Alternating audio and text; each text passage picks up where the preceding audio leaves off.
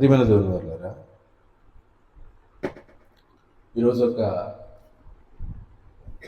ప్రాముఖ్యమైన విషయాన్ని వాక్య భాగం నుంచి మనమంతా పరిశీలనగా నేర్చుకుందాం. బైబిల్ అనగానే సామాన్యమైన గ్రంథం కాదు. ఇది అందరూ చదివితే అర్థమయ్యే పుస్తకం అంతకంటే కాదు. ఇందులో ఉన్న సంగతులు సాక్షాత్తు దేవాది దేవుడే తన పిల్లలమైన మనందరినీ ఉద్దేశించి వ్రాయించిన గ్రంథం ఇది. ప్రియమైన దేవుని వాళ్ళ, దీన్ని అందరూ చదివితే అర్థమైపోతుందా అని అంటే ఖచ్చితంగా కాదు. ఇక దీన్ని ఎలా చదవాలని దేవుడు వ్రాయించాడు బైబిల్ అని అంటే పరిశీలనగా దీనిని చదవవలసిన అవసరత ఉంది. ప్రియమైన దేవుని వల్ల పరిశీలించి చదవాలి యెహోవా యొక్క గ్రంథాన్ని. ఇక ఇందులో ఉన్న సంగతులు ఎంత అమూల్యమైనవి అనే విషయాన్ని మనం ఆలోచిస్తే, ఈ లోకానికి తెలియనివి లోకాధికారులు ఎవరికి కూడా అర్థం కాని సంగతులే ఇందులో ఉన్నాయి.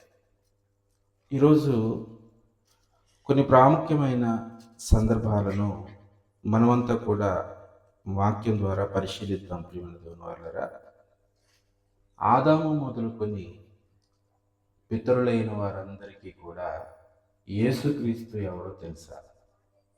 ఆదాము మొదలుకొని పితరులు అనగా ఎవరు? అబ్రహాము, ఇస్సాకు, యాకోబు, అలాగే ఇంకా భక్తులు ఉన్నారు కదా, మోషే, దావీదు, అలాగే యోబు. ఇలా వీళ్ళందరికీ కూడా యేసుక్రీస్తు ఎవరో తెలుసా?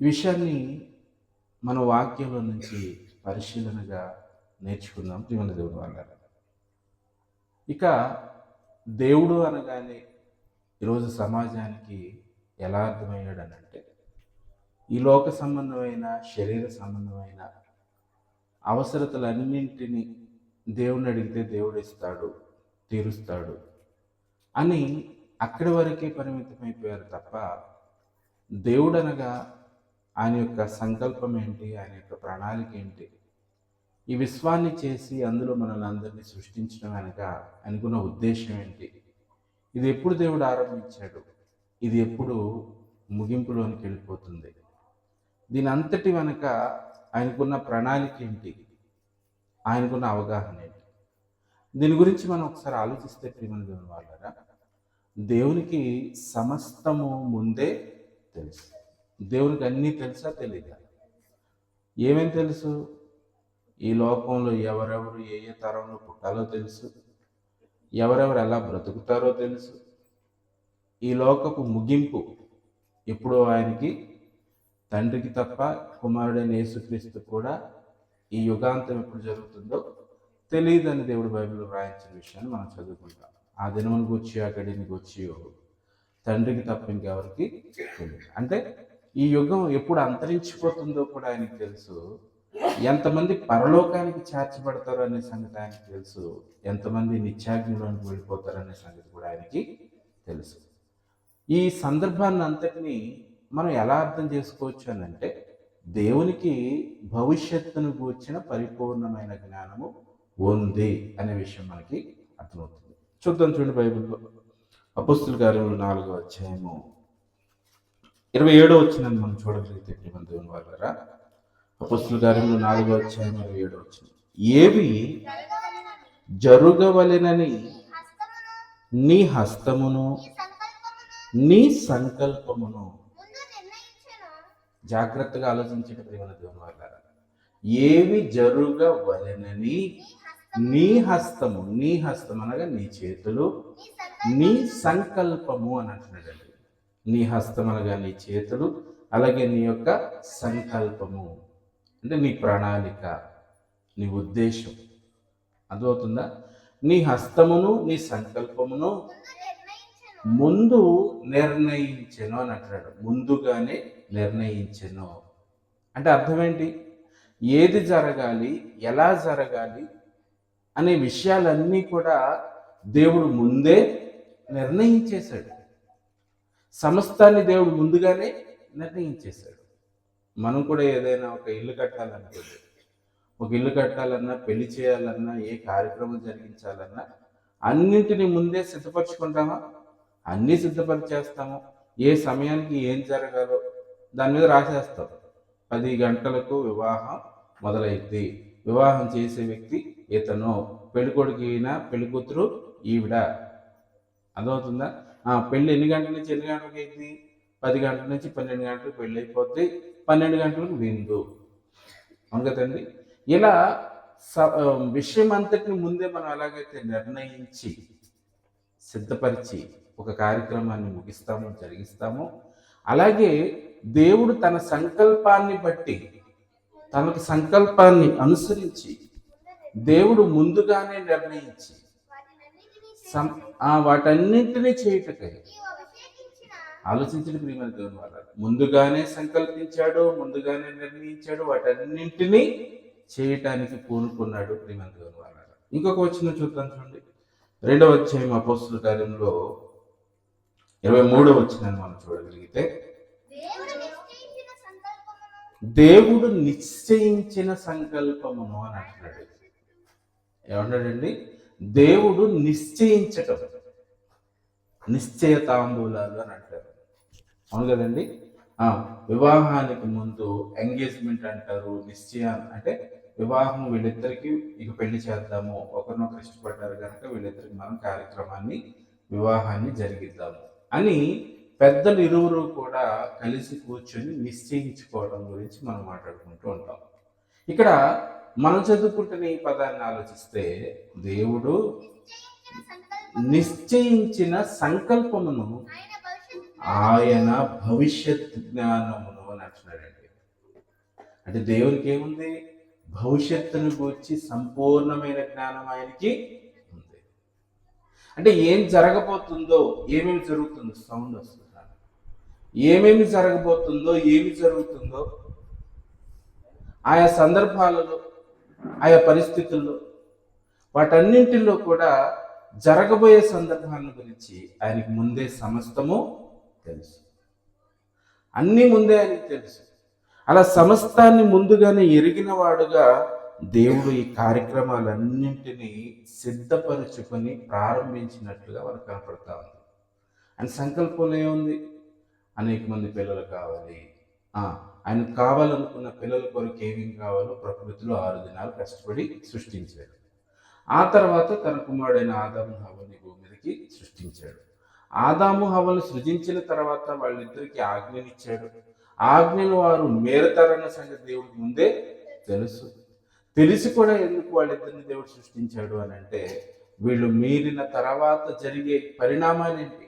నోవహు కాలం వస్తుందని, జలప్రళయం వస్తుందని, ఇదిగో ఈ మనుషులందరి యొక్క ప్రవర్తన పరిస్థితులు ఇలా మారిపోతాయని, మరి వీళ్ళందరినీ విమోచించడానికి, రక్షించడానికి తన కుమారుడిని రక్షకునిగా ఈ లోకానికి పంపించాలని, ఆయన ద్వారా నాకు అందరిని పిల్లలుగా నేను మరలా చేర్చుకోవాలి అని ఈ సంకల్పం అంతా దేవుడిది ఎప్పటికీ అనే సంగతిని మనం ఆలోచిస్తే, ఎఫెసీ పత్రిక 1వ అధ్యాయం 4వ వచనం నుంచి 6వ వచనం వరకు మనకు కనపడుతుంది. చూద్దాం చూడండి.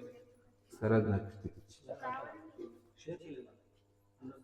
ఎఫెసీ పత్రిక 1వ అధ్యాయం 4వ వచనం నుంచి 6వ వచనం షేర్ చేయనైనా అక్కడ. ఎట్లనగా తన ప్రియునియందు తాను ఉచితముగా మనకు అనుగ్రహించిన తన కృపామహిమకు అని అంటున్నాడు. ఎట్లనగా తన ప్రియునియందు తాను ఉచితముగా మనకు అనుగ్రహించిన తన కృపామహిమకు కీర్తి కలుగునట్లు తన చిత్త ప్రకారమైన దయా సంకల్పము చొప్పున, తన చిత్త ప్రకారమైన దయా సంకల్పం అంటే దేవుని యొక్క ఇష్టపూర్వకమైన దయా సంకల్పం అని అంటున్నాడు. సంకల్పం అంటే అర్థం ఏంటి? ఆయన ప్రణాళిక, ఆయన ఆలోచన, ఆయన యొక్క ఉద్దేశం. అర్థమవుతుందా? తన ఇష్ట ప్రకారమైన దయా సంకల్పము చేత ఎవరి ద్వారా తనకు పిల్లలు కావాలనుకుంటున్నాడు దేవుడు? యేసు క్రీస్తు ద్వారా తనకు కుమారులనుగా స్వీకరించుటకై అని అంటున్నాడండి. ఆయనకి పిల్లలు కావాలనే ఆలోచన ఉంది.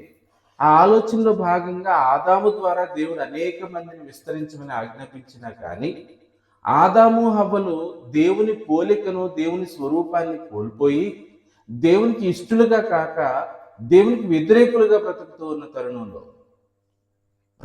తరుణంలో వారిని అందరినీ తిరిగి మరలా రక్షించటానికి దేవుడు ఎవరిని ఏర్పాటు చేసుకున్నాడు?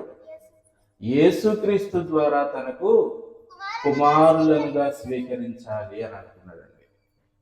యేసుక్రీస్తు ద్వారా తనకు కుమారులనుగా స్వీకరించుటకై మనల్ని అందరినీ కూడా దేవుడు ముందుగానే ఆయన కోసం నిర్ణయించుకుని మనము దేవుని ఎదుట పరిశుద్ధులమును నిర్దోషులమునై ఉండవలనని జగత్తు పునాది వేయబడక మునిపే ప్రేమ చేత ఆయన క్రీస్తులో మనలను ఏర్పరచుకున్నాడు. ఈ మాటలో ఎప్పుడు ఆయన ఏర్పాటు చేసుకున్నాడు అన్నట్లుగా కనపడతా ఉందనంటే జగత్తుకు పునాది వేయబడక ముందే. అర్థమవుతుంది కదా ప్రియమైన దేవుని వారలారా? ఏం విన్నాం, ఏం ఆలోచిస్తున్నాం మనం?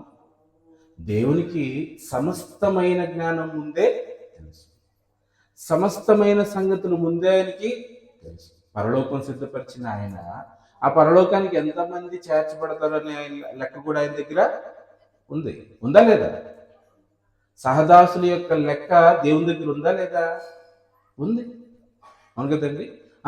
ఎవరెవరు ఏ ఏ తరంలో పుడతారో వాళ్ళు ఏమైపోతారో, దేవుని కొరకు ఎవరు నిలబడతారో ఎవరు పడిపోతారో, ఈ సంగతులన్నీ దేవుడు ముందే ఎరిగి ఉన్నాడు.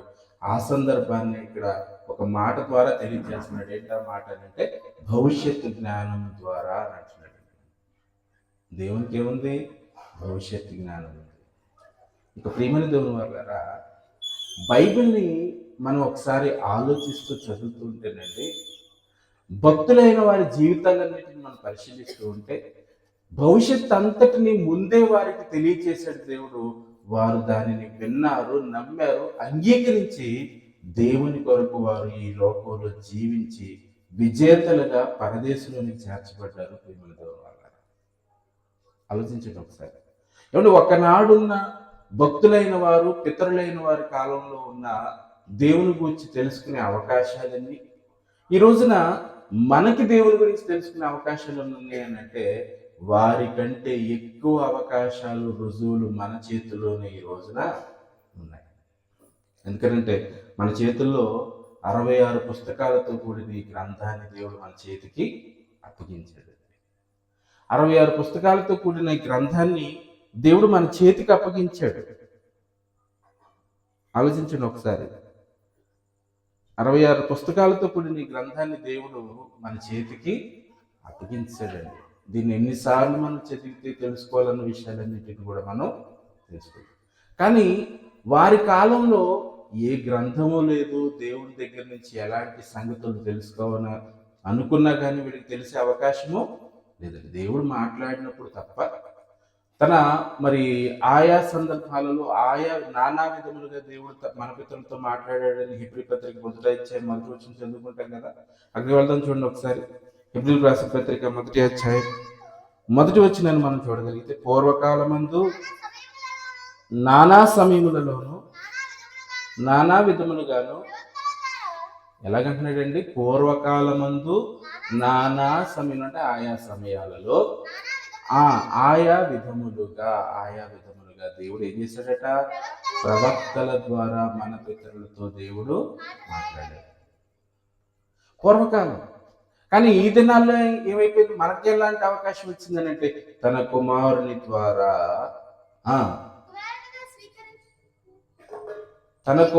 ద్వారా మనతో మాట్లాడను. ఈ దినములంతమందు మనతో దేవుడు తన కుమారుడైన క్రీస్తు ద్వారా సంపూర్ణంగా ఆయన చెప్పాలనుకున్నవన్నీ చెప్పేశాడు. అదవుతుందా ప్రియమైన దేవుని వాళ్ళారా? ఆ చెప్పిన సంగతులన్నీ వ్రాయించి మన చేతుల్లో పెట్టాడు. కానీ ఆ కాలంలో ఉన్న వారికి అవకాశము లేదు. అయినా కానీ దేవుని మాటలు విన్నవాళ్ళు ఎంత ఉన్నతంగా దేవుని కొరకు బ్రతికారు, ఎలాంటి విశ్వాసాన్ని వాళ్ళు కలిగి ఉన్నారు. కొద్ది మాటలు మనం ఆలోచిస్తే ప్రియమైన దేవుని వాళ్ళారా, మరి విశ్వాసులకు తండ్రి అయిన అబ్రహాం గారి గురించి ముందుగా ఆలోచిద్దామండి. అబ్రహాం గారికి యేసుక్రీస్తు ఎవరో తెలుసా? దేవుడు ఆయనతో ఏం మాట్లాడాడు? ఆయన దేని కొరకు నిరీక్షించి ఈ భూమి మీద బ్రతికాడు? విశ్వాసులకు తండ్రిగా ఆయన ఎలాగా ఎంపిక చేయబడ్డాడు అనే విషయాలను మనం ఆలోచించగలిగితే ప్రియమైన దేవుని వారలారా, మత్తయి సువార్త 13వ అధ్యాయము, మత్తయి సువార్త 13వ అధ్యాయము 17వ వచనం చదువుకుందాం చూడండి. అనేక ప్రవక్తలను నీతిమంతులను, జాగ్రత్తగా ఆలోచించండి ప్రియమైన దేవుని వారలారా, అనేక మంది ప్రవక్తలు, ఆ తర్వాత ఇంకెవరటండి? నీతిమంతులు. అనేక మంది ప్రవక్తలు, ఆ తర్వాత నీతిమంతులు. మీరు చూచు వాటిని, జాగ్రత్తగా ఆలోచిస్తూ చదవండి ఈ మాటల్ని. అనేక మంది ప్రవక్తలు ఉన్నారు, ఆ తర్వాత నీతిమంతులు ఉన్నారు. ఈ మాటలు ఎవరు చెప్తున్నారు? యేసుక్రీస్తు. ఎవరితో చెప్తున్నారు? ప్రారంభ శతాబ్దంలో ఆయన నివాసం ఉన్న ఆ తరంలో ఉన్న వారందరితో మాట్లాడుతూ ఉన్నాడు. యూదుల మధ్యలోనే కదండి ఆయన జన్మించింది. వారితో మాట్లాడితే ఏమంటున్నాడంటే, మీరు చూచు వాటిని చూడగోరారు. మీరు చూచు వాటిని వాళ్ళు చూడాలనుకున్నారు. ఎవరు? అనేకులైన ప్రవక్తలు, అలాగే నీతిమంతులు. ప్రవక్తలు అలాగే నీతిమంతులు. ఒక యోగు ఉన్నారనుకోండి, ఆయన ఎలాగున్నాడు? నీతిమంతునిగా కనపడతా ఉన్నాడు. అద్భుతంగా ప్రియమైన దేవుని వాళ్ళారా, ఇలా ప్రవక్తలైన వారు ఉన్నారు, నీతిమంతులైన వారు ఉన్నారు. వీరందరూ కూడానట యేసు ఈ లోకానికి వచ్చి ఎన్నో కార్యక్రమాలు జరిగిస్తూ వచ్చారు కదండి వారి మధ్యలో. కుంటి వారి కాళ్ళు ఇచ్చాడు, గుడ్డి వారికి కళ్ళు ఇచ్చాడు, చనిపోయిన వారిని తిరిగి లేపాడు. ఇలా ఎన్నో అద్భుతాలు, సువార్తను ప్రకటించాడు. ఈ సంగతులన్నిటినీ కూడా ఎప్పుడో ఈ భూమి మీద ఈ లోకంలో జీవించి నెమ్మదిలోనికి వెళ్ళిపోయిన పితరుల కాలంలో ఉన్న వారందరూ కూడా ఈ విషయాలన్నిటినీ ఏం చేయాలనుకున్నారటండి? చదవండి. అనేక ప్రవక్తలను నీతిమంతులను మీరు చూచు వాటిని చూడగోరి, చూడాలనుకున్నారటండి. తర్వాత చూడగోరి చూడకపోయారు, చూడలేకపోయారు వాళ్ళు. మీరు వినువాటిని వినగోరియో వినక పోయిరి. చూడాలనుకున్నారు కానీ చూడలేకపోయారు, వినాలనుకున్నారు కానీ వినలేకపోయారు. ఎవరట? అనేక మంది ప్రవక్తలు. ప్రవక్తలు అనేవారు ఎప్పటి వరకు ఉన్నారు? యేసుక్రీస్తు వరకు కూడా ప్రవక్తలు ఉన్నారు, అవును కదండి. ఆ తర్వాత యేసుక్రీస్తు అనంతరం ఎవరున్నారు? అపోస్తలులు, శిష్యులు. ఇలాగా క్రైస్తవ్యం ప్రారంభించి విస్తరించడం మనం చూస్తూ ఉన్నాం. అంటే యేసుక్రీస్తు వరకు కూడా మరి ప్రవక్తలు అనేవారు ఎవరైతే ఉన్నారో వీరందరూ కూడా ప్రభు అయిన యేసు ఈ లోకానికి వచ్చిన తర్వాత ఆయన చేసే కార్యక్రమాలు, మహాకార్యక్రమాలు, వీటన్నిటిని గురించి చూడాలనుకున్నారట, చూడలేకపోయారు అట. వినాలనుకున్నారు కానీ వినలేకపోయారట. అవునా? అంటే వాళ్ళందరికీ యేసుక్రీస్తు గురించి తెలుసా? యేసుక్రీస్తుని చూడాలనుకున్నారా? యేసును వినాలనుకున్నారా? యేసు గురించి? అవునండి. ఎలా తెలుసు? వాళ్ళకెలా క్రీస్తుని గురించి తెలుసు?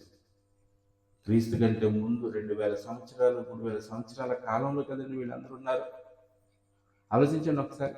మరి అలాంటి వారికి యేసు గురించి ఎలా తెలుసు అనే విషయాన్ని మనం చూడగలిగితే, యోహాను సువార్త 8వ అధ్యాయము 56వ వచనంలో వ్రాయబడిన మాటలు చూద్దాం చూడండి. యోహాను సువార్త 8వ అధ్యాయము 56వ వచనం చూడగలిగితే, మీ తండ్రి అయిన అబ్రహాము. జాగ్రత్తగా మెల్లగా చదవడం, కంగారు పట్టుకోండి. అందరికి అర్థమయ్యేటట్టు, వాళ్ళు గ్రహించేటట్లుగా చదువుదాం. మీ తండ్రి అయిన అబ్రహాము, మీ తండ్రి అయిన అబ్రహాము నా దినమును చూతునని మిగుల ఆనందించెను అంటున్నాడు. మీ తండ్రి అయిన అబ్రహాము నా దినము చూతునని, నా దినము చూతునని అంటే అబ్రహాము గారు యేసుక్రీస్తు కంటే ఎంతటి ముందున్నవారైనా సుమారు 2000 పైబడి అవును కదండి. 2000 సంవత్సరాలు మరి పైబడి క్రీస్తుకు పూర్వం అబ్రహాం గారు ఈ భూమి మీద శరీరంతో జీవించుంటే ఆయనట 2000 సంవత్సరాల తర్వాత ఈ లోకంలోనికి కన్యమరియ ద్వారా జన్మించబోతున్న ప్రభు అయిన యేసును గురించి ఆలోచించాడటండి. ఏమని ఆలోచించాడు? నా దినమును చూతున్నని మిగుల ఆనందించను, చాలా ఆనందించాడట యేసుక్రీస్తుని గురించి. అది చూసి సంతోషించను అని అంటాడు. ఆల్రెడీ చూడాలని ఆశపడ్డాడట, అది చూసి సంతోషించాడట. జాగ్రత్తగా అర్థం చేసుకొని మాటలన్నిటినీ. అదవుతుందా ప్రియమైన దేవుని వాళ్ళారా? మనం పరలోకానికి వెళ్ళిపోవటం అంత సామాన్యంగా ఈజీగా అయ్యే పని కాదు. ఎక్కడుంది పరలోకం అని అంటే, లేఖనముల యందు మీకు నిత్య జీవము కలదని తలంచుచు వాటిని పరిశోధించితే ఉంది పరలోకం. అర్థమవుతుందా? లేఖనములు అనగావి ఇదిగో 66 పుస్తకాలుగా దేవుడు ముద్రింపచేసి మన చేతుల్లో పెట్టిన ఈ గ్రంథం. ఇందులో పరలోకం వచ్చిన పరిపూర్ణమైన సంగతులు దేవుడు రాయించాడు. దీనిలో ఉన్న ఈ పరలోకాన్ని మీరేం చేయాలి? పరిశోధించి తెలుసుకొని ఆ ప్రకారంగా మీరు జీవించాలి. అర్థమవుతుందా ప్రియమైన దేవుని వాళ్ళారా? ఇప్పుడు మనం ఆలోచిస్తే మనకంటే ముందటి తరాలలో బ్రతికిన పితరులైన వారు ఆదాము మొదలుకొని మరి పితరులందరూ కూడా వాళ్ళు ఆల్రెడీ ఎక్కడికి వెళ్ళిపోయారు? నెమ్మదిలోనికి వెళ్ళిపోయారు, పరదేశంలోనికి చేర్చబడ్డారు. అర్థమవుతుందా? ఇప్పుడు పరదేశంలోనికి చేర్చబడిన వీరు భూమి మీద వారి బ్రతుకు కాలంలో ఎవరి కోసం నిరీక్షించారు, ఎవరి మీద గురి పెట్టుకున్నారు, ఎవరి కోసం ఎదురు చూశారు అనే సందర్భాన్ని బైబిల్లోనికి వెళ్ళి మనం పరిశోధించే ప్రయత్నం ఇప్పుడు చేస్తాం. అలా చేస్తున్న కాలంలో మనకు ఒక అబ్రహాము గారి గురించి ఆలోచించినప్పుడు అబ్రహాము గారు యేసుక్రీస్తుని గురించి ఎదురు చూశారనే సంగతి ఇక్కడ మనకు కనపడింది. మీ తండ్రి అయిన అబ్రహాము నా దినములు చూతునని మిగుల ఆనందించెను, అది చూసి సంతోషించను అంటే యేసుక్రీస్తుని గురించి అబ్రహాం గారికి తెలుసా? అబ్రహాం గారికి తెలుసా యేసుక్రీస్తుని గురించి? తెలిస్తే ఎలా తెలుసు? అర్థమవుతుందా ప్రియమైన దేవుని వాళ్ళారా?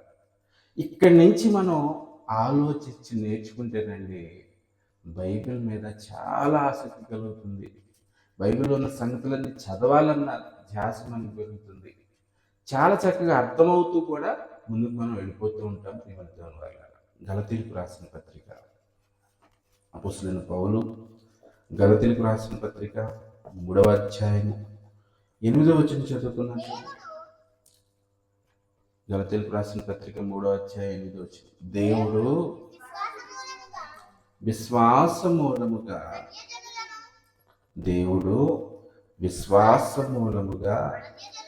అన్యజనులను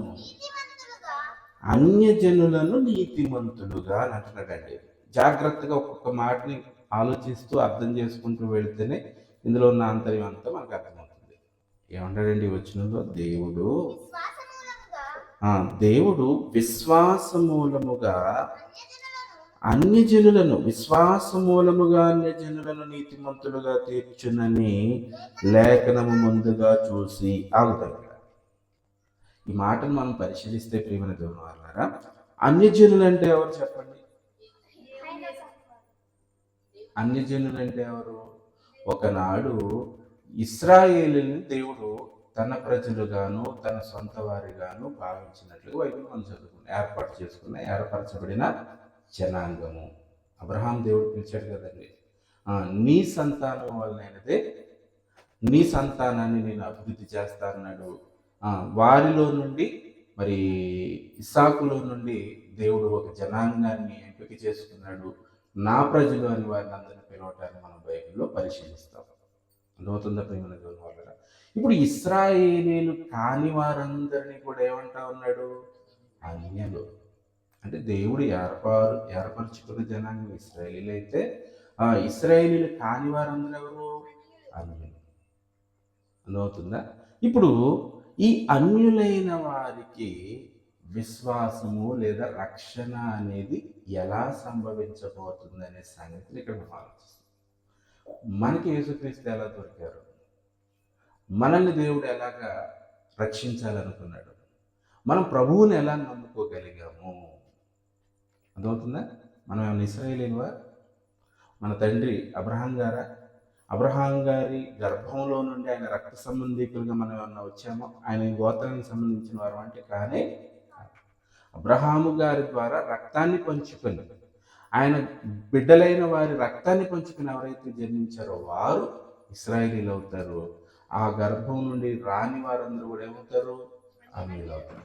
ఇప్పుడు అబ్రహాం గారి సంతతి కాని వారమైన మనం ఈరోజు అబ్రహాం గారిని ఏమంటున్నాం? విశ్వాసులందరికీ కూడా ఆయన ఎవరట? తండ్రి. ఎలా అయ్యాడు? ఇప్పుడు మనకు కూడా తండ్రేనా? మనకు కూడా తండ్రి. మనం ఎవరు? మనం కూడా విశ్వసించాము గనక. ఎవరైందు విశ్వసించాము? ప్రభు అయిన యేసుక్రీస్తు ద్వారా తండ్రి అయిన దేవుని మనం అంగీకరించి ఆయన యందు విశ్వాసం మనం కలిగి ఉన్నాము కనుక మనకు కూడా అబ్రహాం గారు ఏమయ్యారు? తండ్రి. విశ్వాసులకు తండ్రి. ఇప్పుడు చదవండి, మరలా వచ్చిన 8వ వచనం. దేవుడు విశ్వాస మూలముగా అన్యజనులను నీతిమంతులుగా తీర్చునని. అన్యజనుల్ని దేవుడు ఏం చేయాలనుకున్నాడట? నీతిమంతులుగా తీర్చాలనుకున్నాడట. అన్యులైన వారు ఒకనాడు దేవుడు ఏర్పాటు చేసుకున్న జనాంగానికి ఈ అవకాశాలన్నీ ఉన్నాయి తప్ప అన్యులకి ఛాన్స్ లేదు. కానీ విశ్వాసము ద్వారా అన్యజనులను కూడా దేవుడు తన కుమారులుగా స్వీకరించాలని ఎప్పుడు అనుకున్నాడు? జగత్తుకు పునాది వేయబడక మునిపే ప్రేమ చేత క్రీస్తులో మనల్ని అందరినీ కూడా ఆయన ఏర్పరచుకున్నాడు. అర్థమవుతుందా? అర్థం కాకుండా నేను ఎంత చెప్పినా వేస్ట్. ఇంత ప్రయాస, ఇంత కష్టం ఇక్కడ దాకా వచ్చి నిలబడి. అర్థమవుతుందా ప్రియమైన దేవుని వల్ల? విశ్వాసము ద్వారా అన్యజనులను నీతిమంతులుగా తీర్చునని లేఖనము ముందుగా చూచి ఇక్కడి నుంచి ఆలోచించింది. అబ్రహాం గారికి యేసుక్రీస్తు తెలుసా? తెలిస్తే ఎలా తెలుసు? ఎక్కడ ఆ సందర్భం మనకు దొరికింది అనేది మనం పరిశోధిస్తూ ఉన్నాం. ఓకేనా? ఇక్కడ చెప్తున్నట్టు చూడండి. నీ యందు మన వాగం నేను చదువుతాను.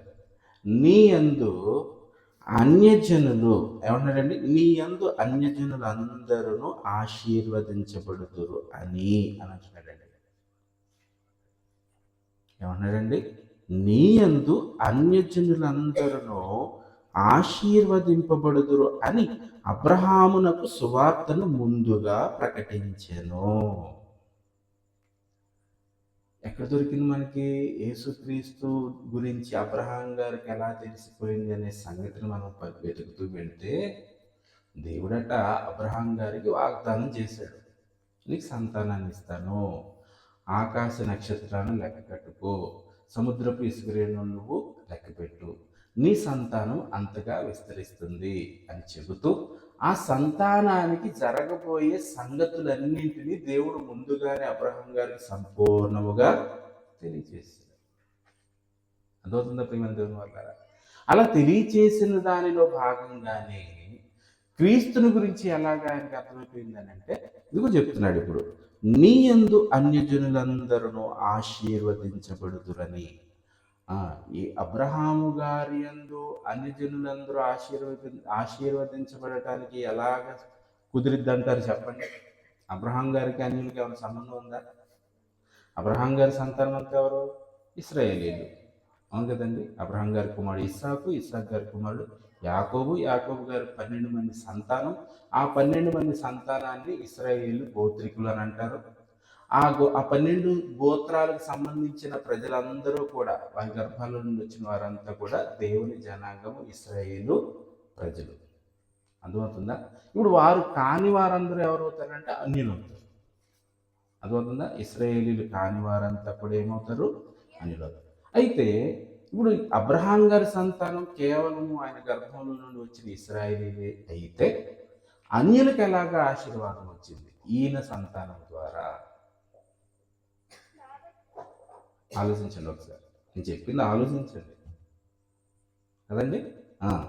మళ్ళా చదువుతాం. నీ యందు అన్యజనులందరూ ఆశీర్వదించబడుదురు అని అబ్రహామునకు సువార్తను ముందుగా ప్రకటించెను. నీ యందే అన్యజనులందరూ ఆశీర్వదించబడతారు. ఎలా? ఇదిలాగే ఉంచి మత్తయి సువార్త 1వ అధ్యాయం 1వ వచనం చదువుతాం చూడండి. ఇప్పుడు మత్తయి సువార్త 1వ అధ్యాయం 1వ వచనాన్ని మనం చూడగలుగుతున్నాం. అబ్రహాము కుమారుడగు దావీదు కుమారుడైన యేసుక్రీస్తు వంశావళి. చాలా కలిసి అబ్రహాం కుమారుడు ఎవరండి? దావీదా, ఇస్సాకా? అవును కదా. అబ్రహాం గారికి జన్మించిన కుమారుడు ఎవరు? ఇస్సాకు. కానీ ఇక్కడేం చదువుకుంటా ఉన్నావు? అబ్రహాము కుమారుడగు దావీదు, దావీదు కుమారుడగు యేసుక్రీస్తు. ఆలోచించండి ఒకసారి. ఇది ఎలాగా అని అనుకుంటున్నారేమో మీరు. నీ సంతానం ద్వారా నీ అంతు అన్యజనులకు ఆశీర్వదించబడతారు అనే విషయాన్ని మనం పరిశోధిస్తూ ఇక్కడికి వెళ్ళేసరికి యేసుక్రీస్తు ఎవరి గర్భంలో నుండి ఎవరి సంతానంలో నుండి వచ్చారు అనే సంగతిని ఇక్కడ మనం క్లారిఫై చేసుకుంటాం. అబ్రహాం గారిలో నుండి ఎవరు వచ్చారు? దావీదు. యూదా గోత్రమే కదండి. దావీదు గారి సంతానంలో నుండి వచ్చిన వారు ఎవరు? యేసుక్రీస్తు. ఇప్పుడు అన్యజనులకు ఆశీర్వాదం ఎవరి ద్వారా కలిగింది? యేసుక్రీస్తు ద్వారా. మనమంతా దేవుడు ఏర్పరచుకున్న జనాంగమా? క్రీస్తుకు పూర్వం అంటే ఇశ్రాయేలీని మాత్రమే ఏర్పాటు చేసుకున్నాడు. కానీ ఈ రోజున మనం దేవుని తండ్రి అని పిలుస్తున్నాము. మన ప్రార్థన ఆయన వింటున్నారు అని మనకు ప్రతిఫలం ఇస్తున్నారు. కారణం ఏంటనంటే మనలందరినీ దేవుడు తన కుమారులనుగా స్వీకరించడానికి ఒకరి ద్వారా ఒక గొప్ప ఆశీర్వాదం ఇచ్చాడు దేవుడు మనకి. ఎవరైనా అంటే ప్రభు అయినా. ఎలా? ఆయన తన్ను ఎందరూ అంగీకరించెదరో అనగా తన నామముందు విశ్వాసం ఉంచు వారందరికీ దేవుని పిల్లలొకటకు ఆయన అధికారమును అనుగ్రహించెను అని రాయించారు. అంటే యేసుక్రీస్తును మనం అంగీకరించడం ద్వారా మనందరూ కూడా ఏమైపోయారు? దేవునికి పిల్లలైపోయారు. ఇప్పుడు ఈ ఆశీర్వాదం ఎవరి ద్వారా వచ్చింది? అబ్రహాము గారి ద్వారానే కదండి. అబ్రహాం గారి కుమారుడు మరి దావీదు గారి గోత్రంలో నుంచి, యూదా గోత్రం నుంచి యేసుక్రీస్తు ఈ భూమి మీద జన్మించడం ద్వారా, ఆయన ప్రాణత్యాగం ద్వారా, ఆయన విమోచన ద్వారా మనందరికీ కూడా రక్షణ అనేది సంభవించింది. అర్థమవుతుందా? అంటే ఈ విషయాలన్నీ అబ్రహాం గారికి ముందే తెలుసండి. భవిష్యత్తు అంతా చెప్పేశాడు దేవుడు. ఇదిగో నీకు సంతానాన్ని ఇస్తున్నాను. ఆ సంతానం ఎక్కడికి వెళ్ళిపోతారు, ఎంతకాలం మరి వాళ్ళు బానిసత్వంలో ఉంటారు, మరలా ఇప్పుడు వాళ్ళు కానానికి వెళ్తారు, ఆ తర్వాత ఏం జరుగుతుంది? అదవుతుందా ప్రియమైన దేవుడు? ఏమంటే ఇదంతా జరగటానికి చాలా కాలం పట్టింది, చాలా తరాలు పట్టింది. కానీ అబ్రహాం గారికి ఈ విషయాలన్నీ దేవుడు 2-3 వచనాల్లోనే చెప్పేశాడండి. అర్థమవుతుందా? ఈ 2-3 వచనాల్లోనే ఏముందనంటే నీ యందు విశ్వాసము అనే దాని ద్వారా ఏమవుతారట? అన్ని జనులందరూ ఆశీర్వదించబడతారు. అర్థమవుతుందా ప్రియమైన దేవుని వాళ్ళారా? ఇంకొక సందర్భాన్ని కూడా మనం చూద్దాం. చూడండి, మోషేకి యేసుక్రీస్తు గురించి తెలుసా అనే విషయాన్ని మనం చూడగలిగితే హెబ్రీయులకు రాసిన పత్రిక 11వ అధ్యాయం, అపోస్తలుడైన పౌలు హెబ్రీయులకు రాసిన పత్రిక 11వ అధ్యాయము 24వ వచనం చదువుకున్నాం. చూడండి, మోషే పెద్దవాడైనప్పుడు విశ్వాసమును బట్టి ఐగుప్తు ధనము కంటే క్రీస్తు విషయమైన నింద గొప్ప భాగ్యముని ఎంచుకొని అని అంటున్నాడండి. ఏమనుకుంటున్నాడండి? పెద్దవాడైనప్పుడట ఐగుప్తు ధనము కంటే క్రీస్తు విషయమైన నింద గొప్ప భాగ్యమని ఎంచుకున్నాడని చదువుకుంటున్నాం. ఇంతకీ యేసుక్రీస్తు ఎక్కడ ఉన్నాడు? అప్పటికి మోషేకి ఐగుప్తు ధనం ఎప్పుడు ఆఫర్ చేయబడింది? అవును కదండి. ఆయన జన్మించిన తర్వాత అంతఃపురంలో ఫరో యొక్క కుమారుడు అనిపించుకొని మరి అంతఃపురంలో నివాసం ఉంటున్న ఆ కాలంలో, అదవుతుందా ప్రియమైన దేవుని వల్ల, ఫరో కుమార్తె యొక్క కుమారుడు అని అనిపించుకుంటే చాలు, ఇంకేమొచ్చేస్తుంది? ఆస్తి అంతా వచ్చేస్తుంది, రాజ్యాధికారం వచ్చేస్తుంది. అయితే ఇతనేమనుకున్నాడనంటే ఐగుప్తు ధనము కంటే క్రీస్తు విషయమైన నిందటండి. క్రీస్తు విషయమైన నింద గొప్ప భాగ్యం అని ఎంచుకున్నాడట. అంటే ఇతనికి యేసుక్రీస్తు తెలుసా? ఇతనికి యేసుక్రీస్తు తెలుసానంటే తెలుసండి, తెలుసు. నాటి తరంలో ఉన్న వారందరూ ఆయన కోసం ఎదురు చూసి నిరీక్షించి ఈ లోకాన్ని విడిచి నెమ్మదిలోనికి వెళ్ళిపోయారు. అర్థమవుతుందా ప్రియమైన దేవుని వల్ల? క్రీస్తులో ఉన్న రక్షణ అంటే ఏంటో ఈ రోజున క్రైస్తవులుగా పిలువబడుతున్న వాళ్ళకి చాలా మందికి అర్థం కాలేదు. ఆయనలో ఉన్న ఆధిక్యత ఏంటో, ఆయనలో ఉన్న రక్షణ ఏంటో, ఆయన మనం పొందుకోవటం కొరకు ఈ రోజున మనం ఎంతవరకు సంతోషం అంటే ఏం సంతోషం ఉందండి మనలో? నేను క్రీస్తుని నమ్మాను, రక్షకుని నేను అంగీకరించాను, నా జీవితంలో గొప్ప మేలు జరిగిందని ఆయన కొరకు ఉన్నతంగా ఆలోచించి సంతోషంతో ఆయన సన్నిధిలో స్తుతించి ఆరాధించే మనసు ఎంతమందికి ఉందంటారు చెప్పండి? ఉందా? అర్థమైతే ఉంటుంది. ఆ రక్షణలో ఉన్న గొప్పతనం ఏంటో, అది ఎంత విలువైనదో, ఆయన కొరకు ఏ తరం నుంచి ఎంతమంది ఎదురు చూస్తూ ఆయన చూడాలని, ఆయన దినాన్ని మరి చూడాలని ఎదురు చూసి నిరీక్షించిన వారు, గొప్ప భక్తులైన వారి చరిత్రలు మనం ఆలోచిస్తూ ఉంటే వారందరికీ దక్కని ఆధిక్యత ఈ రోజున మనకి దక్కింది. ఆనందం ఉందా ఆయన నమ్మినందుకు? మీకు ఆయన కలిగి ఉండటాన్ని బట్టి మీకు ఏమైనా అతిశయం ఉందా, సంతోషం ఉందా? చెప్పండి ప్రియమైన దేవుని వల్ల. ఒకవేళ ఉంటే నిజంగా ఇంత గొప్ప రక్షణ అని రాయించాడు దేవుడు బైబిల్లో. ఈ రక్షణ ఎలాంటిదంటండి? గొప్ప రక్షణ. అది గొప్పదైతే ఈ రోజున అంత గొప్పగా ఆ రక్షణను స్వీకరించి ఆ రక్షణ కొరకు నిరీక్షించేవారుగా ఉందా సమాజం అంటే? కాదండి. అలా ఉన్నారు, నిర్లక్ష్యం. అది అవును కదా చెప్పండి?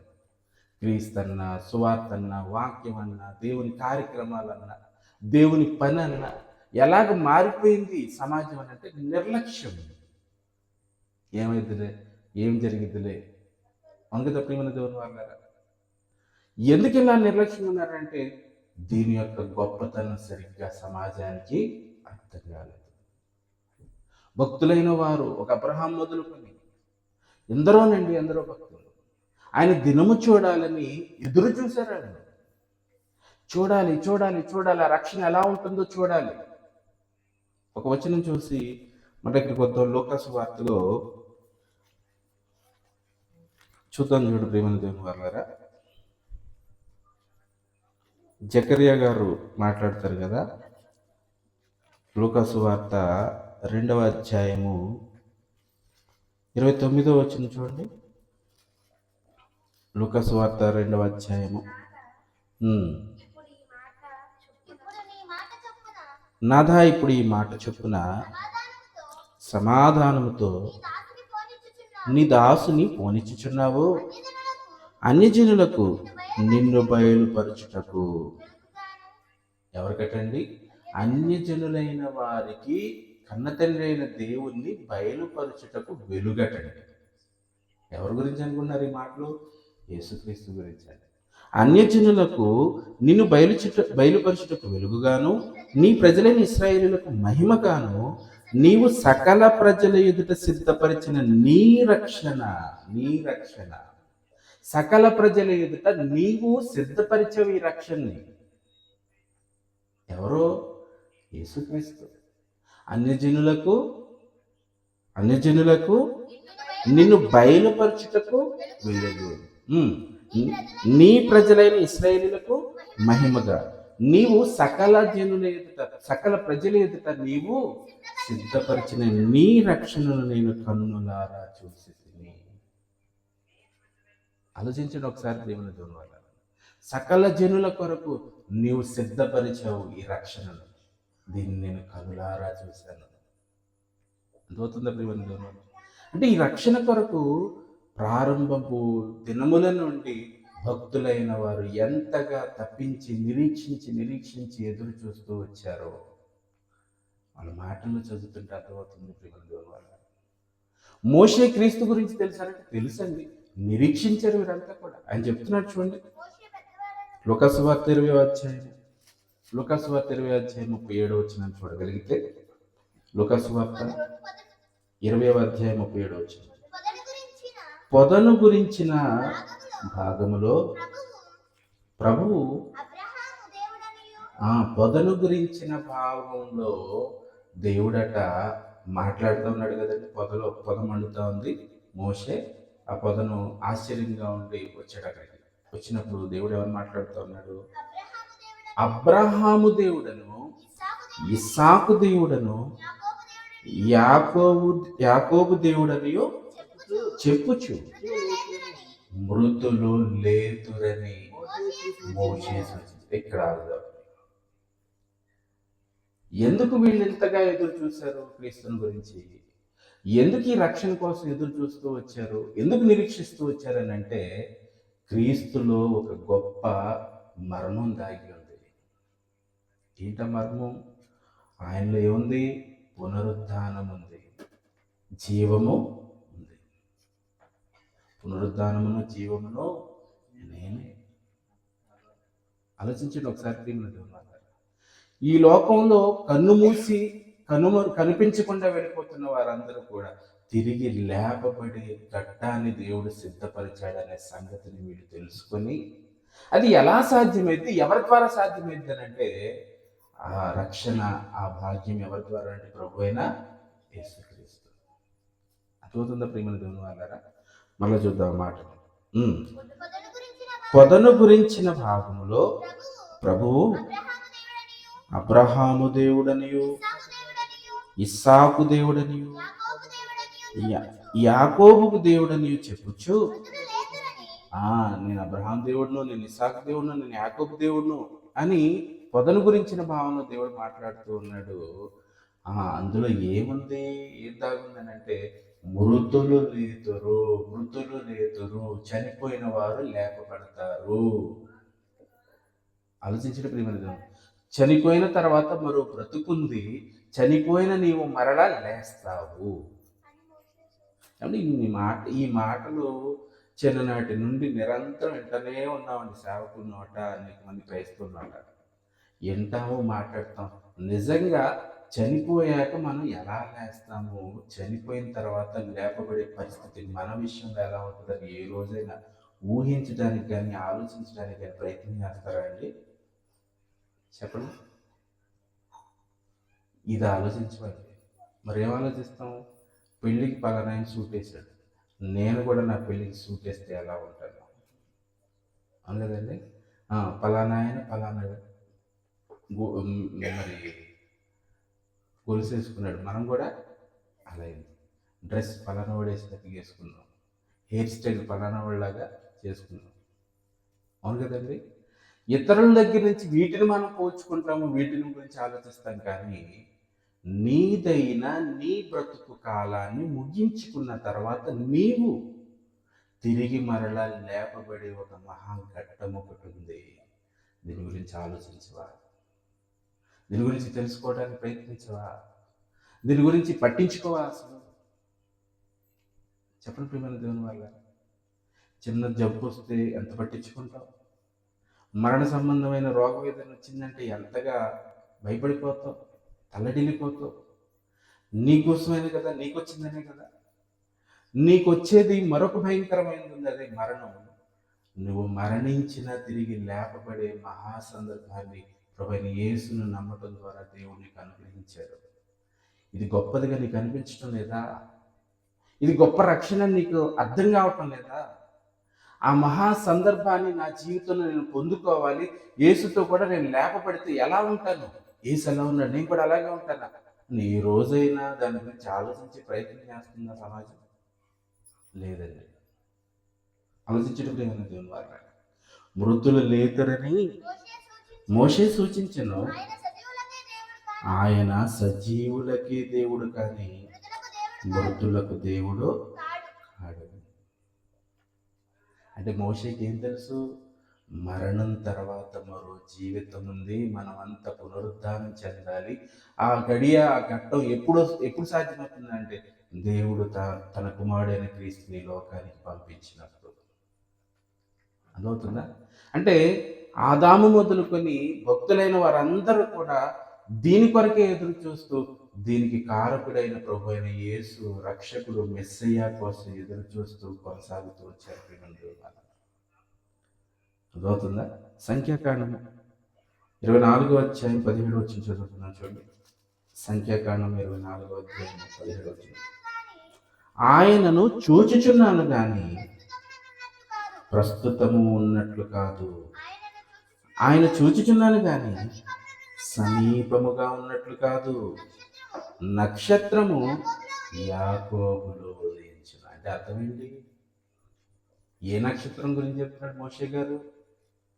ఎవరిలో ఉదయిస్తాడేటండి? యాకోబులో. నక్షత్రము యాకోబులో ఉదయించును, రాజదండము ఇశ్రాయేలులో నుండి లేచును. ఈ ప్రపంచాన్నంతటినీ పాలించే మహాచక్రవర్తిగా, విశ్వానికి రారాజుగా పాలించబోయేవారు ఎందులో నుండి వస్తారట? ఇశ్రాయేలులో నుండి లేచును. ఆలోచించడం ప్రియమైన దేవుని మాట. నక్షత్రము యాకోబులో ఉదయించును. ఆలోచించండి. అంటే జరగబోయే మహా సందర్భాలన్నీ ఆనాటి నుంచే వీరందరూ కూడా నిరీక్షణ కలిగి ఎదురు చూస్తూ ఉన్నారని అంటే ఈ భవిష్యత్తు జ్ఞానం అంతటిని, తన సంకల్పం అంతటిని దేవుడు ప్రారంభం నుంచి అందరికీ తెలియచేస్తూనే వచ్చేసాడు. ఈరోజు మనకు తెలియదా? మనకి చెప్పేశాడు పూర్తిగా. దేవుని గురించిన మర్మములు కూడా తెలుసుకోగలిగినంత జ్ఞానాన్ని దేవుడు బైబిల్లో రాయించి పెట్టేశాడు. మనకు బద్ధకం కనుక, మనకి దేవుని మీద ఆసక్తి ఉండదు కనుక, ఏదో అలవాటుగా అలా వచ్చి కూర్చుంటాం కనుక, వింటర్నెట్గా కనపడతాం కనుక, సరిగ్గా మనం పరిశీలించాం కనుక మనకి ఈ సందర్భాలు తెలియదు. అందుకదండి. కానీ సంపూర్తిగా దేవుడు తన గురించిన జ్ఞానం అంతా రాయించి పెట్టేసాడు బైబిల్లో. అందుతుందా ప్రియమైన దేవుని వల్ల? ద్వితీయోపదేశకాండం ఏమండి, ఈ రోజుకి ఇక్కడితో మనం ఆపుతాము. ద్వితీయోపదేశకాండము 18వ అధ్యాయం 16 వచ్చిన చదువుతున్నాం చూడండి. ఈ గొప్ప అగ్ని నాకు ఇకను కనబడక ఉండును గాక అని చెప్పితిమి. ఆ సమయమును నీ దేవుడైన యెహోవాను నీవు అడిగిన వాటి అన్నిటి చొప్పున నీ దేవుడైన యెహోవా మీ మధ్యను నా వంటి ప్రవక్తను మీ సహోదరులలో పుట్టించును. మీ మధ్యలో నా వంటి ప్రవక్తను మీ సహోదరులలో మీ కొరకు దేవుడు పుట్టించును. ఎవర ప్రవక్త? ఆయన మాట నీవు వినవలెను. ఎవరు? యెహోవా నాతో ఇట్లా నేను ఆలోచించిన ప్రియమైన దేవుడు వారు, మీ సహోదరులలో నా వంటి ఒక ప్రవక్తను పుట్టించును. మీరు అన్ని విషయాల్లో ఆయన మాట మీరు వినాలి. ఎవరా ప్రవక్త? యేసుక్రీస్తు. అద్భుతంగా ప్రియమైన దేవుడు వారు. అంటే ఒక అబ్రహాము గారికి జరగబోయే సంగతులన్నీ దేవుడు సంపూర్తిగా తెలియజేసేసాడు. మోషేకి కూడా అన్ని విషయాలు పూర్తిగా అర్థమైపోయాడు. ఇంకొక వచనం చూద్దాం. యోహాను సువార్త 1వ అధ్యాయం 45వ వచనం. యోహాను సువార్త 1వ అధ్యాయం 45వ వచనం చూడగలిగితే, ఫిలిప్పు నతనీయేలును కనుగొని ధర్మశాస్త్రములో ఏమన్నాడండి? ఫిలిప్పు నతనీయేలును కనుగొన్నాడు. కనుగొన్న తర్వాత ఎవరి గురించి మాట్లాడుతున్నాడు ఇక్కడ అనంటే, ధర్మశాస్త్రములో మోషేయు ప్రవక్తలను ఎవరిని గూర్చి వ్రాసెనో ఆయనను కనుగొంటిమి. అంటే మోషే ఎవరి గురించి రాశారు? యేసుక్రీస్తుని గురించి రాశారు. అర్థమవుతుందా ప్రియమైన దేవుని వాళ్ళారా? ఇక్కడ మనం చదువుకుంటున్న ఈ వచనంలో మోషే ఎవరిని గురించి వ్రాసారో ఆయన్ని కనుగొంటిమి. ఎవరాయనంటే ఆయన యోసేపు కుమారుడైన నజరేయుడకు యేసు. అంటే మోషేకి యేసుక్రీస్తు పూర్తిగా అర్థమవుతుందా ప్రియమైన దేవుని వాళ్ళారా? ఆయన వ్రాసాడు. ఆయన వ్రాసిన సంగతులను బట్టి ఆయన రాసినట్లుగా ఎవరి గురించి రాశాడు ఆయన మేము కనుగొన్నాము. ఆయన ఎవరనంటే యోసేపు కుమారుడకు నజరేయుడకు యేసు. అర్థమవుతుందా ప్రియమైన దేవుని వాళ్ళారా? మహాభక్తులైన వారందరూ క్రీస్తు కొరకు ఎంతగా ఆయన చూడాలని, ఆయన దినాన్ని చూడాలని, ఆ రక్షణను కనులారా చూడాలని ఎంతగా వారు ఆసక్తితో ఎదురు చూశారనే సందర్భాన్ని ఇక్కడ మనం పరిశీలిస్తూ ఉంటే, క్రీస్తులో దాగి ఉన్న రక్షణ, దాని విలువ నీకు అర్థం కావాలి. ఈరోజు అర్థం కాలేదు కనుకనే పేరుకు భక్తులు అంతే, దాని శక్తిని ఏమాత్రమూ ఆశ్రయించరు. ఆయనలో ఉన్న శక్తిని ఆశ్రయించరు, ఆయన మీద ఆధారపడరు, ఆయన కొరకు జీవించరు, కనపడతా ఉంటారు అంతే. కానీ నిజానికి హృదయంలో ఆయనకి చోటే ఉండదండి. అదవుతుందా ప్రియమైన దేవుని వాళ్ళారా? అలవాట్లో భాగంగా ప్రభువుని నమ్ముకున్నారా? అలవాట్లో భాగంగా వాళ్ళు వెళ్తున్నారు, వీళ్ళు వెళ్తున్నారు, మా తల్లిదండ్రులు కూడా ప్రభువుని నమ్ముకున్నారు, మేము కూడా క్రైస్తవులే కనుక ప్రార్థనకు వస్తున్నారా? వాక్యం వింటున్నారా? వింటున్నట్టుగా కనపడుతున్నారా? దీనివల్ల మీకు ఎటువంటి ప్రయోజనమో ఉండదు. మీకు ప్రయోజనం కలగాలని అంటే ఆయన గురించి సంపూర్తిగా వ్రాయబడిన వచనాలన్నింటినీ పరిశీలించి నేర్చుకోగలిగితే, ఈ వాక్యంలో ఉన్న ఆయన జ్ఞానాన్ని, ఆయన గురించిన సంగతులని నువ్వు ఆలోచన చేయగలిగితే, నీ జీవితం ఖచ్చితంగా ఇప్పుడున్నట్లుగా మాత్రం ఉండనే ఉండదు. ఆయనకి ప్రియుడు అయిపోతావు, ఆయన కుమారుడు అయిపోతావు. దేవుడు ఆయన నిన్ను ప్రేమించాడంతా విన్నావు. దేవుని ప్రేమించే వారికి, అనగా ఆయన సంకల్పం చొప్పున పిలువబడిన వారికి మేలు కలుగుటకై సమస్తము సమకూడి జరుగుతుంది. నువ్వు ఆయనకు ప్రేమించటం, దేవుని ప్రేమించడం అంటే అర్థం ఏంటంటే ఆయన్ని వెతకటం, ఆయన గురించి తెలుసుకోవటం, ఆయన గురించిన జ్ఞానం, ఎక్కడెక్కడ ఏమేమి రాయించాడు, ఏ సందర్భాల్లో దేవుని యొక్క గొప్పతనాన్ని, ఆయన గుణలక్షణాలను, మన గురించి ఆయనకున్న ఆలోచనలను, మన పట్ల ఆయనకున్న సంకల్పాన్ని, మన గురించి ఆయన ఏం ఆలోచించుకున్నాడు, ఏం ఉద్దేశించుకున్నాడు, ఇవన్నీ నీకు అర్థమైతే నీ తండ్రి నీకు అర్థమవుతాడు. నువ్వు ఆయన తండ్రిగా భావించి ఆయన ఇష్టాన్ని నెరవేర్చడానికి ఎప్పుడైతే నువ్వు సిద్ధపడతావో, నీ కోసం ఏం కావాలో దేవుడు అన్నిటినీ నీ గురించి ఆయన ముందుగా సిద్ధపరిచి నడిపిస్తాడు. అర్థమవుతుందా ప్రియమైన దేవుని వల్ల? దేవుని తెలుసుకోవటం ఇలాగా ప్రియమైన దేవుని వల్ల. భక్తులు ఎలాగైతే దేవుని ఆరాధించారో, భక్తులు ఎలాగైతే దేవుని యందు నమ్మిక ఇచ్చారో, భక్తులు ఎలాగైతే దేవుని కొరకు నిరీక్షించారో, అది నీ జీవితంలో కూడా అలవాటు చేసుకుంటే నీ బ్రతుకు చాలా మారిపోతుంది. చివరిగా 5వ అధ్యాయం 45-46 కూడా చూద్దాం. చూడండి, యోహాను సువార్తలోని 5వ అధ్యాయము 45-46 వచనాల్లో మనం చూడండి. మీరు ఆశ్రయించుచున్న మోషే ఏమన్నాడండి? మీరు ఆశ్రయించుచున్న మోషే మీ మీద నేరం మోపును, ఆయన నన్ను గూర్చి వ్రాసెను. అతడు నన్ను గూర్చి వ్రాసెను. మోషేనే మీ మీద ఆక్షేపిస్తాడు. కారణం ఏంటంటే నా గురించి ఆయన ఎప్పుడో రాసేసాడు. అవును కదండి? అతడు నన్ను గూర్చి వ్రాసిన కనుక మీరు అతని లేఖనములను, మీరు మోషేను నమ్మినట్లయినను నన్నును నమ్ముదురు. మోషే మోషే మా నాయకుడు, మా తండ్రి అని మీరు మాట్లాడుతున్నారు కదా. అవును కదండి? ఇశ్రాయేలీయులకు ఎవరండి మోషే? నాయకుడు. ఈరోజు మన దేశానికి స్వాతంత్రాన్ని తెచ్చింది గాంధీ గారు కనుక, ఎక్కడ చూసినా ఆయన గారి విగ్రహం ఉంటుంది, ఆయన గారి ఫోటో ఉంటుంది, ప్రభుత్వ ఆఫీసుల్లో కానీ, కళాశాలలో కానీ, స్కూల్స్లో కానీ, ఎక్కడైనా కానీ. ఎందుకంటే స్వాతంత్రాన్ని సాధించి పెట్టిన జాతికి తండ్రి అయిన పిత. ఇశ్రాయేలీయులైన వారిని భయంకరమైన ఐగుప్తు దేశంలో బానిసలుగా బ్రతుకుతున్న తరుణంలో నుండి వాళ్ళందరినీ నడిపించి కనాను దేశంలోని ప్రవేశపెట్టిన వాడే, నాయకుడిగా ఉన్నవాడే మోషే. మనకి ఈయన ఎలాగో వారందరికీ కూడా ఆయన అలాంటి వాడు. ఇప్పుడు ఆయన చెప్పిన మాటకు విలువ ఇవ్వాలి కదా, ఆయన చెప్పిన మాటను నమ్మాలి కదా. ఇప్పుడు మోషే రాశాడు, ఎవరి గురించి రాశాడు? యేసుక్రీస్తు గురించి రాశాడు. మీరు అతనిని, మోషేను నమ్మినట్టయినా నన్ను నమ్ముదురు, మీరు అతని లేఖనములను నమ్మని ఎడల నా మాటలు ఎలాగ నమ్ముతున్నారా వాక్యాన్ని? ఈరోజున మీరు ఆ రోజున వాళ్ళ లేఖనాలను నమ్మలేదు, లేఖనములని చదవలేదు, ఆశ్రయించలేదు. మీరు లేఖనములను కానీ, దేవుని శక్తిని కానీ ఎరుగకపోవుట చేతనే పొరబడుతున్నారని ప్రభు చెప్పాడు. మరి ఈ రోజున ఈ గ్రంథం 1కి 5 ఉన్నాయి, 6 ఉన్నాయి. ఇంట్లో ఎంతమందికి ఇందులో ఉన్న సంగతులు అర్థమవుతున్నాయి అంటారు చెప్పండి? యేసుని గురించి, క్రీస్తుని గురించి, ఆయన రక్షణ గురించి మీకు ఎంతవరకు అర్థమైంది? నీ రక్షణ పట్ల, దేవుడు నీకు సిద్ధపరిచిన ఆ రక్షణ పట్ల నీకున్న సిద్ధపాటు ఎంత? చెప్పండి ప్రియమైన దేవుని వల్ల.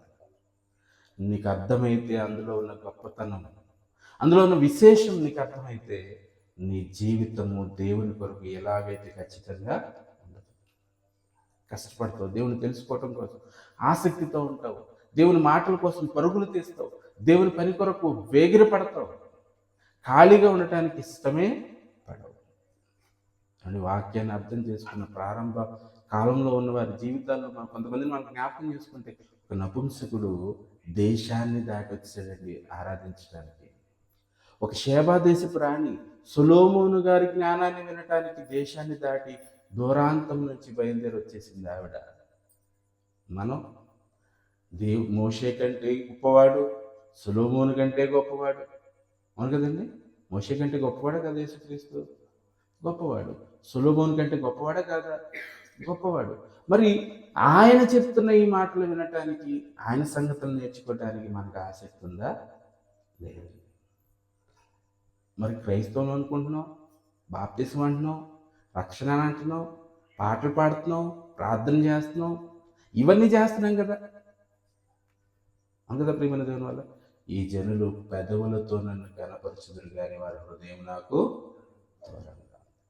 హృదయాన్ని ఆయనకి ఇస్తే నీ జీవితాన్ని ఉన్నతమైన స్థితిగా ఆయన తీసుకుని తర్వాత మిగిలిన భక్తుల గురించి తెలుసుకున్నాం, ప్రార్థన చేసుకున్నాం. పరిశుద్ధులైన తండ్రి, మేము విన్న ప్రతి సందర్భాన్ని మనసునందు జ్ఞాపకం ఉంచుకొని, మీ లేఖనాలలో ఉన్న గొప్ప గొప్ప సంగతులు తండ్రి వెతికి తెలుసుకొని, మీ యందు విశ్వాసంతో తండ్రి మరి మా జీవితం అంతా కూడా తండ్రి మీ కొరకు ఉన్నతంగా బ్రతికి నిత్యలోకంలో చేరే అవకాశం అనుగ్రహించమని కోరుతూ, ఇవనైనా విన్న పిల్లలందరూ కూడా తండ్రి విన్న మాటలు మర్చిపోక హృదయంలో జ్ఞాపకం ఉంచుకుని ఫలించడానికి సహాయం చేయనాడు. మా ప్రభు రక్షకుడైన యేసుక్రీస్తు ద్వారా ఈ ప్రార్థనకు సమర్పిస్తున్నాను తండ్రి. ఆమేన్. అంతర్వేద దేవుని ప్రేమ, కుమారుడైన యేసుక్రీస్తు కృప, పరిశుద్ధాత్మమైన అన్యోన్య సహవాసం ఇప్పుడు ఎల్లప్పుడూ సదాకాలం ఇక్కడ కూడిన పరిశుద్ధులందరికీ వారి కుటుంబాలకు తోడైన నడిపించుగాక. ఆమేన్. ప్రియులారా, మరి ఈ సందర్భంలో ఇంకొన్ని క్వశ్చన్ దీనిలో వస్తుంది. పరదేశంలో ఉన్న వారికి యేసుక్రీస్తు రక్తం అవసరం ఉందా?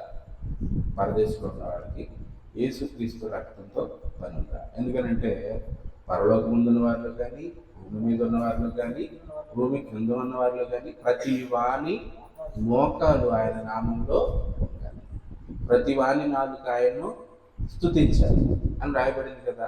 ఇప్పుడు ఆల్రెడీ వీళ్ళు పరదేశికి వెళ్ళిపోయారు, నీతిమంతులకు వెళ్ళిపోయారు.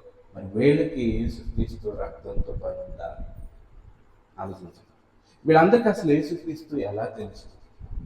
ఇలా ఎన్నో మరి ఈ సందర్భంలో అనేక క్వశ్చన్స్ వస్తాయి కనుక జాగ్రత్తగా వాక్యాన్ని చదువుతూ ఈ ప్రశ్నలన్నిటినీ మనం ఛేదిస్తూ దేవుని జ్ఞానాన్ని నేర్చుకుందాం. మరి మీతో పాటు అనేకులు కూడా మరి వీటిని గురించి తెలుసుకోవడానికి తీసుకుని రావాల్సిందిగా కోరుతున్నాను.